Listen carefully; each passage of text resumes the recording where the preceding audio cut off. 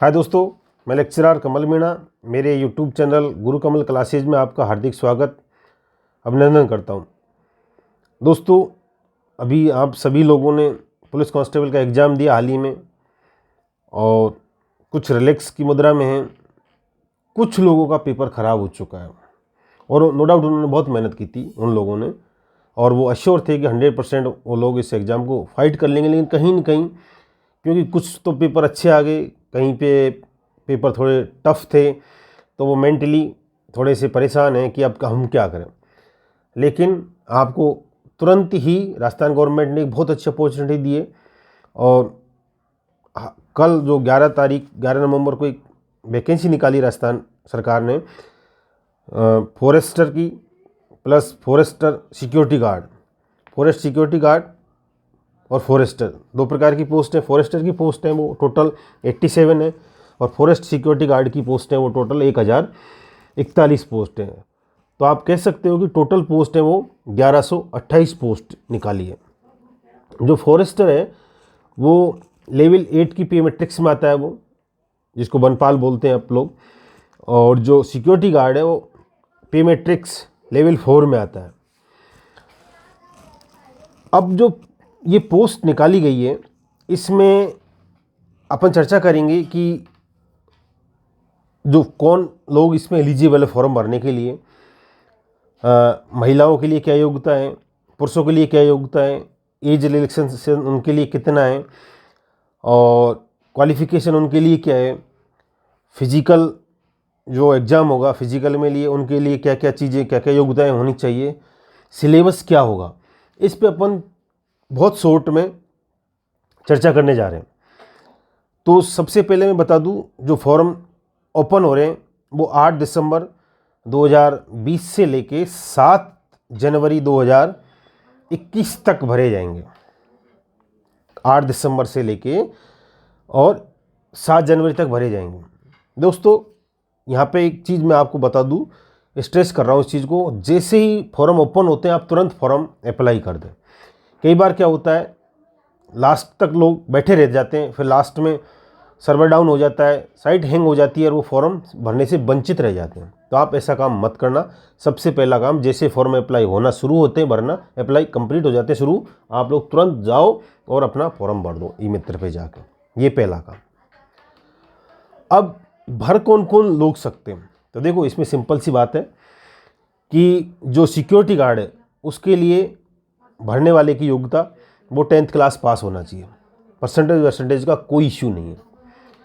As की बात आती है तो एज इसमें 18 वर्ष मिनिमम उम्र कंप्लीट कर चुका हो। कब कर चुका हो? 1 जनवरी 2021 से गणना की जाएगी उम्र। तो 1 जनवरी 2021 में उसकी उम्र कितनी साल हो जानी चाहिए? कम से कम 18 साल और से लेके 24 साल के बीच। लेकिन ये बात ध्यान रहे, सरकार ने इस पोस्ट पे हर कैटेगरी को, चाहे वो जनरल हो, चाहे ST हो, OBC हो, महिला हो, कोई भी हो, 3 साल का रिलैक्सेशन दिया है। तो कुल मिलाकर आप ये कह सकते हो 18 से लेके 27 वर्ष तक का कोई भी कैंडिडेट, चाहे वो जनरल का हो चाहे किसी भी कैटेगरी का हो, वो सारे एलिजिबल है फॉर्म भरने के लिए। पहली बात। तो दूसरी बात, फिर उसके लिए अलग से जो कैटेगरीज वाइज छूट है, किसी को ST SC को 5 साल की है, OBC को 3 साल की, वो सारी चीज़ें वो उसमें अकॉर्डिंग कैटेगरी वो चीज़ें इसमें लागू है। क्लियर हो गया होगा। अब जो दूसरी चीज़ इसमें निकल के आ रही है, जो बनपाल पोस्ट है, बनपाल पोस्ट के लिए एज रिलैक्स 18 से लेके 40 वर्ष तक है। कितनी है?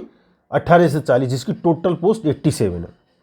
और सिक्योरिटी गार्ड के लिए ये है, बनपाल के लिए 12th पास है और सिक्योरिटी गार्ड के लिए 10th पास है। क्लियर होगा। अब नेक्स्ट चलते हैं अपन कि इसके एग्जाम है जिनको आप कह सकते हो मोटे तौर पे 3 चरणों में कंप्लीट होता है इसका एग्जाम। पहला एग्जाम होगा इसका रिटन एग्जाम होगा। रिटन एग्जाम होगा जिसमें 100 नंबर का होगा वो, और 100 ही क्वेश्चन आते हैं और टोटल टाइम होता है वो 90 मिनट्स का होता है। मतलब 1.5 घंटे का पेपर है, 100 क्वेश्चन आते हैं और 100 मार्क्स होते हैं टोटल। ठीक है, पहला। अब उसमें सिलेबस पर अपन चर्चा करेंगे। ये रिटन एग्जाम हो गया। अब इसमें जो उत्तीर्ण होते हैं, रिटन एग्जाम जो क्लियर कर लेते हैं, उन स्टूडेंट्स के लिए नेक्स्ट जो स्टेप होता है वो होता है फिजिकल एग्जाम होती है, शारीरिक मापतोल प्लस शारीरिक दक्षता का जो एग्जाम होता है। शारीरिक मापतोल में पुरुषों के लिए 163 सेंटीमीटर हाइट होना जरूरी है, 163 सेंटीमीटर हाइट होना जरूरी है पुरुषों के लिए, और महिलाओं के लिए 150 सेंटीमीटर हाइट होना जरूरी है। पुरुषों के लिए 184 सेंटीमीटर सीना होना चाहिए, चेस्ट, और महिलाओं के लिए इस प्रकार की योग्यता आई थिंक नहीं होती है, इसमें दे भी नहीं रखा क्लियर। प्लस जो उनको 5 सेंटीमीटर फैलाने की कैपेसिटी होनी चाहिए इस चेस्ट को। अब इसमें पुरुषों के लिए सेटअप होगी, इसके अंदर सेटअप तो आप जानते हैं, जो बैठ के लेट जाना फिर वापस खड़ा हो जाना, लेट के वापस खड़ा हो जाना। तो प्रति मिनट आपकी जो टेस्ट होगा, 1 मिनट में आपको 25 सेटअप निकालनी है, बहुत ईजी, आराम से निकाल सकते हैं। 25 सेटअप टेस्ट होती है पुरुषों के लिए। और क्रिकेट बॉल, जो अपन क्रिकेट में बॉल होती है लगभग 150 ग्राम की होती है, क्रिकेट बॉल को आपको 55 मीटर पे फेंकने की आपकी एलिजिबिलिटी होनी चाहिए, मतलब इतना आप फेंक सकते हैं। 55 मीटर क्रिकेट बॉल फेंकने की एबिलिटी, 25 सेटअप पर मिनट, और हाइट आपकी 163 सेंटीमीटर, सीना आपका 84 सेंटीमीटर, और 5 सेंटीमीटर आपको उसको फैलाने की कैपेसिटी। ये पुरुषों के लिए इसका शारीरिक मापदंड होना है। अब जो मेजर चीज़ इसमें निकल के आती है पुरुषों की, एक चीज़ और बच जाती है, वो है जिसको अपन रेस बोलते हैं, लेकिन इसमें रेस नहीं है, इसमें पैदल चाल है। तो पैदल चाल आपको कितना करना है? पुरुषों के लिए 25 किलोमीटर है, 25 किलोमीटर है, और महिलाओं के लिए 15 किलोमीटर है। मतलब पुरुषों के 25 किलोमीटर, महिलाओं के लिए 15 किलोमीटर। लेकिन इसमें मज़े की बात यह कि इसमें आपको 4 घंटे मिल रहे हैं। तो क्या करना है आपको? पैदल चाल है। तो यहाँ पर हम सारे लोग रूरल एरिया से बिलोंग करते हैं, तो नो डाउट अपनी सबकी कैपेसिटी होती है पैदल चलने की, इतने तो अपन आराम से दिन भर ही चल जाते हैं। तो पैदल चलना, तो ये कोई आपके लिए विशेष मायने नहीं रखती, या इजी गोइंग इसको कर लेंगे आप लोग। ये चीज़ें क्लियर होगी। अब जो मैंने रिटन एग्जाम की बात कर रहा था, रिटन एग्जाम में एक सबसे बड़ी बात इसमें है कि इसमें नेगेटिव मार्किंग नहीं होती है, हाई कोर्ट की तरह। हाई कोर्ट में नेगेटिव मार्किंग नहीं होती, इसमें भी नहीं होती है। अब वो आप अलग बात है कि अलग नेक्स्ट टाइम से होने लग जाए, बाकी अभी तक तो होती नहीं है। अब अपन मोटे मोटे इसके सिलेबस पर चर्चा करें। इसमें सिलेबस है, उस पर आप इसको ये कह सकते हो, राजस्थान पुलिस जो कांस्टेबल का सिलेबस है और ये सिलेबस है, उसमें बड़ा फेरबदल, ज़्यादा अंतर नहीं है। सिर्फ अंतर है तो किस बात का? रीजनिंग का। मैथ इसमें भी आती है, उसमें भी आती है, रीजनिंग इसमें नहीं आती है। मतलब राजस्थान पुलिस कांस्टेबल रीजनिंग आती है, लेकिन इसमें नहीं आएगी रीजनिंग। तो सिलेबस पर अपन चर्चा कर लें। ऑब्जेक्टिव टाइप जो एग्ज़ाम होगा, 100 क्वेश्चन होंगे, 100 घंटे का टाइम होगा, और जो उसमें सिलेबस में दे रखा है, इसने बाकायदे लिखा है आर्ट एंड कल्चर, कला एवं संस्कृति। नो डाउट वेटेज राजस्थान का ही रहना है। कला संस्कृति 1-2 क्वेश्चन इंडिया से भी उठाए जा सकते हैं, उठाए जाएंगे डेफिनेटली, लेकिन राजस्थान की कला संस्कृति आपको पूछेंगे, मेले, बार त्योहार, पहनावा, कल्चर, ज्वेलरी वगैरह, इनके सारे में सिंपल से क्वेश्चन बनते हैं। इसका पेपर हमेशा इजी आता है, बहुत इजी पेपर आता है। आप उठा के देखना पिछले वाले पेपर, आपको कॉन्फिडेंस ऐसे ही आ जाएगा। और इसकी अब तक तो कट ऑफ बड़ी हाई जाती थी, लेकिन हो सकता है पेपर अगर टफ आए तो भविष्य में कुछ हो सकता है कम आए। कल्चर, आर्ट एंड कल्चर पहली चीज़। दूसरी एसएसटी का मतलब सामाजिक ज्ञान, कहाँ तक? 10वीं तक का ज्ञान होना चाहिए।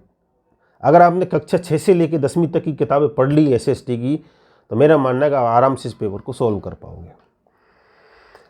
फिर जनरल साइंस, वही दैनिक विज्ञान आएगी, इसमें ज़्यादा कुछ लंबी चौड़ी कहानी आने वाली नहीं है। जनरल साइंस आएगी। उसके बाद में इसमें ज्योग्राफी में इसमें क्लियर कट लिखा हुआ है सिलेबस के अंदर कि ज्योग्राफी भारत की भी आएगी और ज्योग्राफी राजस्थान की भी आएगी। मैक्सिमम क्वेश्चन तो राजस्थान से आना है। उसमें क्लियर ये भी लिखा है राजस्थान की डिस्ट्रिक्टों के बारे में भी पूछा जाएगा। सिलेबस को आप पढ़ोगे जब पता चलेगा। तो राजस्थान की ज्योग्राफी के ज़्यादा मैक्सिमम क्वेश्चन होंगे, फिर इंडिया की ज्योग्राफी के क्वेश्चन होंगे, दोनों प्रकार की ज्योग्राफी है। ऐसे ही इतिहास में भी क्लियर कट लिखा हुआ है। इतिहास राजस्थान प्लस भारत दोनों का इतिहास होगा। राजस्थान और भारत दोनों का इतिहास होना है। ज्योग्राफी राजस्थान और भारत दोनों की होनी है। अब जो नेक्स्ट चीज आ जाती है करंट अफेयर्स, समसामयिकी बोलते हैं अपन जिसको। करंट अफेयर में आपको इसमें क्लियर लिखा हुआ है, राजस्थान के लेवल की करंट अफेयर होगी, नेशनल लेवल की होगी, भारत के स्तर की करंट होगी, प्लस इंटरनेशनल लेवल, तीनों स्तरों की करंट अफेयर पूछी जाएगी। तो पढ़ते समय ध्यान रहे, करंट अफेयर को राजस्थान को लेकर नहीं बैठे, राजस्थान, भारत और अंतर्राष्ट्रीय, इंटरनेशनल, नेशनल और स्टेट, तीनों लेवल की करंट्स पूछी जाएंगी। तो इनको आपको फोकस करते रहना है। इसमें मैथ के बारे में क्लियर लिखा हुआ है। मैथ में नंबर्स, संख्याएं, रेशियो, प्रपोर्शन, अनुपात, समानुपात, प्रॉफिट एंड लॉस, लाभ हानि, और संख्याओं का ज्ञान, साधारण ब्याज, चक्रवृद्धि ब्याज, मतलब बहुत इजी सब्जेक्ट है। ग्राफ्स, इनकी जानकारी है। सिलेबस वही है लगभग जो सारी एग्जामों का होता है। इंग्लिश इसके अंदर है नहीं, हिंदी इसमें है नहीं, तो इसलिए पेपर क्या है, बहुत इजी बन जाता है। अब ये तो हो गया इसका रिटर्न वाला पोर्शन। फिजिकल पे अपन ने चर्चा कर ली। फिजिकल पे बेसिकली दौड़ है, बाकी आप सारे लोग कर लेंगे। हाँ, महिलाओं के लिए मैंने बताया था कि 15 किलोमीटर की जो पैदल चाल है, उसके बाद महिलाओं के लिए ऊंची कूद होगी, ऊंची कूद जिसको जो होगी मात्र 1.35 मीटर की ऊंची कूद होगी महिलाओं के लिए। 1.35 मीटर महिलाएं कूद होगी ऊंची। जब गोला फेंक होगा महिलाओं के लिए, जो गोला होता है उसका वेट होता है 4 kg का, और उसको फेंकने की कैपेसिटी, वो फेंकना होता है मात्र 4.5 मीटर पे फेंकना होता है। 4 kg का गोला होगा, 4.5 मीटर पे फेंका जाएगा। पैदल चाल बता ही दिया मैंने, दोनों के पुरुष और महिलाओं के लिए 4 घंटे में कंप्लीट करनी होती है। जो एज की गणना है वो 1 जनवरी 2021 से की जाएगी। प्रत्येक कैटेगरी को 3 वर्ष की छूट है। सिलेबस पर ने मोटा मोटा चर्चा कर ही ली है। रीजनिंग इसके अंदर नहीं आएगी, नेगेटिव इसके अंदर नहीं है क्वेश्चन, ठीक है। अब नेक्स्ट जो उसका आता है third step. First step return, second step इसका फिजिकल एग्जाम, और थर्ड स्टेप आता है इसका इंटरव्यू। इसमें इंटरव्यू भी है 10 नंबर का, जो ओनली क्वालिफाइंग है। 10 नंबर का 10 नंबर का इंटरव्यू है। उसके बारे में ज़्यादा खोल नहीं रखा कि वो इंटरव्यू किस आधार पे होगा, शायद कोई डिग्रियों के आधार पे है या कोई एनसीसी सर्टिफिकेट के आधार पे, उसमें ज़्यादा कोई डिटेल दे नहीं रखा, या कोई डिप्लोमा कंप्यूटर वगैरह का वो लेवल का होता था इस टाइप का, इसमें कुछ दिया हुआ नहीं है। लेकिन क्वालिफाइंग है, 10 नंबर का ओनली इंटरव्यू है। इंटरव्यू के बाद बात आ जाती है मेडिकल होना, क्योंकि भैया वर्दी पहनोगे आप, सिक्योरिटी में जा रहे हो, तो मेडिकल तो तय है, होना ही है। कोई हैंडीकैप तो नहीं है, किसी की आइज कमज़ोर तो नहीं है, या कुछ और कई प्रॉब्लम्स होती है, वो तो नहीं है। तो वो मेडिकल उसका होना है पूरी तरह से। मेडिकल होने के बाद डॉक्यूमेंट्स वेरिफिकेशन की बात आ जाती है। डॉक्यूमेंट्स वेरिफिकेशन होगा, करेक्ट सर्टिफिकेट वगैरह, ये सारी चीज़ें, डॉक्यूमेंट्स ऑफ वेरिफिकेशन, आपका ओरिजिनल है कि नहीं है, आपकी डिग्री जो आपने लगाई है वो है कि नहीं है, जो आपने कैटेगरी का प्रोफिट लेना चाहते हैं ST SC का, वो क्या उसके कास्ट सर्टिफिकेट है या नहीं है, डोमिसाइल सर्टिफिकेट है या नहीं है। इन सारी चीज़ों पर जानकारी होने के बाद में, संतुष्ट होने के बाद में राजस्थान चयन बोर्ड फिर आपको सिलेक्शन पोस्टिंग लेटर मिलेगा। बहुत ईजी प्रोसेस है, क्योंकि अभी तो देखो आपने ताज़ा एग्ज़ाम दिया है, इस एग्ज़ाम को भी आप बहुत उसमें कर जाओगे रिदम में, कुछ ज़्यादा पढ़ने के एफर्ट्स करने की ज़रूरत नहीं है। मज़े की बात बताऊं मैं आपको, ग्राम सेवक की पोस्ट आ रही है, वो भी आपका रिदम बैठा है। जो रीट की एग्ज़ाम दे रहे, रीट की तैयारी कर रहे हैं, उनके लिए रीट की पोस्टें आ रही हैं। राजस्थान सरकार पोस्टें भरमार निकाल रही है। पटवारी के जस्ट एग्ज़ाम होने वाले ही हैं, कुछ दिनों बाद में फिर सब इंस्पेक्टर की पोस्ट और आ रही है, 700-800 पोस्टें, 700 समथिंग पोस्टें आ रही है। RS का भी नोटिफिकेशन बहुत जल्दी आने वाला है। तो ये सिलेबस लगभग टोटल एग्जाम का ले लो आप, किसी का भी, इनमें मुश्किल से 10 से 15-20% का डिफरेंट रहता है। बाकी सारे एग्जामों का सिलेबस एक जैसा ही, सब में आर्ट एंड कल्चर पूछी जाएगी, सब में हिस्ट्री पूछी जाएगी, सब में जनरल साइंस पूछी जाएगी, सबके अंदर ज्योग्राफी पूछी जाती है। कोई भी एग्जाम ऐसी हो तो मुझे बता दो जिसके अंदर ये चीज़ें नहीं पूछी जा रही है। कमी है तो किसकी? आपकी। अगर भाई तेना अभी आप लोगों ने एग्जाम दिया है कांस्टेबल का, अब आपको पता चल गया ना आपकी कौन सी कमी है। अगर आर्ट एंड कल्चर को ढंग से नहीं हैंडल कर पाए, या आप ज्योग्राफी को नहीं कर पाए, या आप साइंस को हैंडल नहीं कर पाए, या कंप्यूटर को हैंडल नहीं किया, कौन सी चीज़ें जो आपसे हैंडल नहीं, उस कमी को, उस ड्रॉबैक्स को सॉर्ट आउट करो, उसको हटाओ यारो। मेहनत करो और जो कमी उसको इसमें सुधार कर लो, आपका सिलेक्शन हो जाएगा। सिलेक्शन होने के बाद फिर आराम से आप मेंटली रिलैक्स हो जाते हो। उसके बाद फिर आप आरएस भी फोड़ दोगे, फिर आईएएस भी फोड़, जो मन करेगा वो सारी एग्जाम फाइट कर सकते हो।